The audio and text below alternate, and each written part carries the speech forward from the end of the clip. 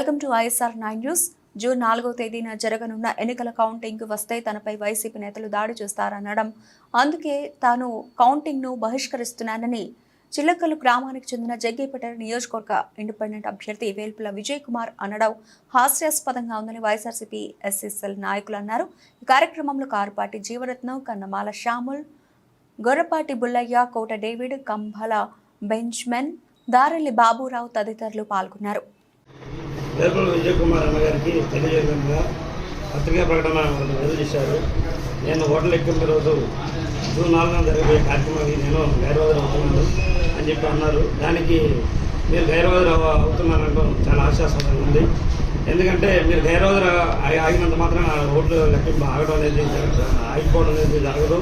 ఎందుకంటే అది పరిగణలో కూడా లేదు. మన జరిగిన పోస్టల్ బ్యాలెట్ ఓట్ల దగ్గర యువ నాయకులు వెంకటేశ్వర ప్రసాద్ గారి మీద, విజయ నరసింహారెడ్డి గారి మీద ఆరోపణలు చేయడం జరిగింది. బెదిరించారని చెప్పి ఆరోపణలు చేశారు. మీరు మా నాయకులు పిచ్చగోలు మీద బ్రహ్మాస్త్రం చేయాలంత అవసరం మాకు లేదు.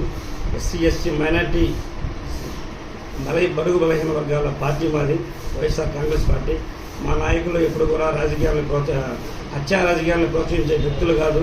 ఎదుటి వారికి సహాయం చేయాలి అన్న మనసున్న గుణం ఉన్న నాయకులు మా నాయకులు, శాసనసభ్యులు, వారి కుమారులైన గారు, వారి కుటుంబం కానీ ఎదురు వ్యక్తి ఏదైనా ఆపదలు ఉన్నారంటే సహాయం చేసేవాళ్ళు. మీరు హాస్పిటల్లో ఉన్నప్పుడు కూడా దాదాపు 25,000 రూపాయల నుంచి 50,000 రూపాయల వరకు కూడా మీకు ఆర్థిక సహాయం చేయడం జరిగింది. ఫోన్లో పరామర్శించడం జరిగింది. మరియు వారి కుమారులైనటువంటి వెంకటేశ్వర గారు మీ ఇంటికి వచ్చి పరామర్శించడం జరిగింది. అటువంటి నాయకులను పట్టుకొని కూడా మీరు ఈ విధంగా సంతృప్తిగా ప్రకటన చేయడం అనేది చాలా హాస్యాస్పదంగా ఉంది. మరి మేము ఇటువంటి విషయాలను కూడా ఎటువంటి 1% కూడా మేము పరిగణన తీసుకోవట్లేదు. ఎందుకంటే మేము అటువంటి వాటిని ప్రోత్సహించే వాళ్ళు కాదు అని చెప్పి ఈరోజు మేము తెలియజేయడం జరుగుతుంది. ఉదయభాను గారిని అడ్డం పెట్టుకొని ఎన్నో వేల రూపాయలు సంపాదించుకునే సందర్భాలు మీకు ఉన్నాయి. ఆయన గారు పెట్టిన భిక్షతోటి ఈరోజు ఉన్నారు. అది అందరికీ కూడా తెలుసు. SC కాలనీ తెలుసు, చిలకల్లు సెంటర్లో అందరికీ కూడా తెలుసు. ఎవరు లోకల్ నాయకులు ఎవరు వద్దన్నప్పటికీ కూడా కేవలం ఒక బడుగు బలహీన చెందిన SC కాలనీ చెందిన వ్యక్తి కాబట్టి సెంటర్లో ఉండాలి అని చెప్పి ఒక ఉపాధి కల్పించారు. అయినటువంటి విశ్వాసం లేకుండా కూడా మీరు ఈ విధంగా శాసనసభ్యులు గారి కుటుంబం మీద మీరు ఆరోపణ చేయడం చాలా ఆశాస్పదంగా ఉంది.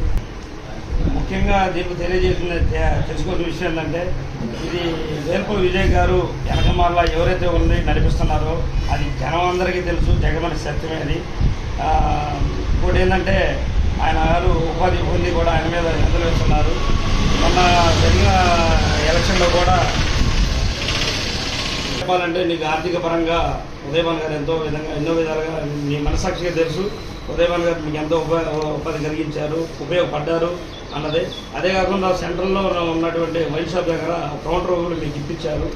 మనందరి లోకల్లో 2019లో ఓటు వేసే క్రమంలో కూడా ఎక్కడ మీరు కనిపించలేదు.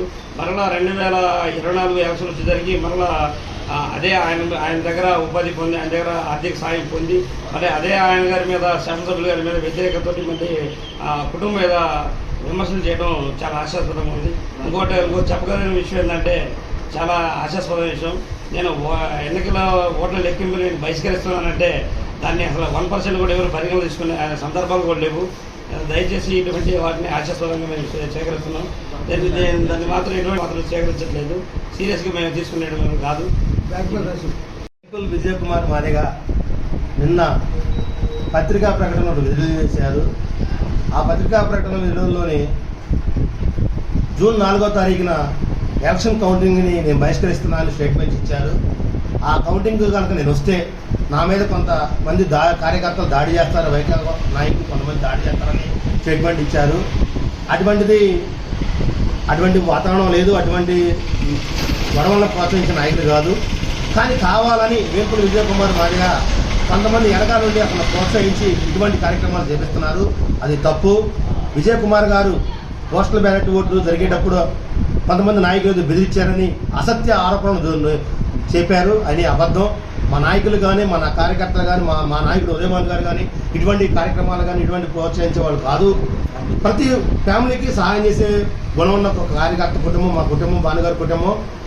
వేల్పుల విజయ్ కుమార్ గారికి ఆరోగ్యం బాగాలేకపోయినా కూడా ఆర్థికంగా ఎంతో భానుగారు సహాయం చేశారు.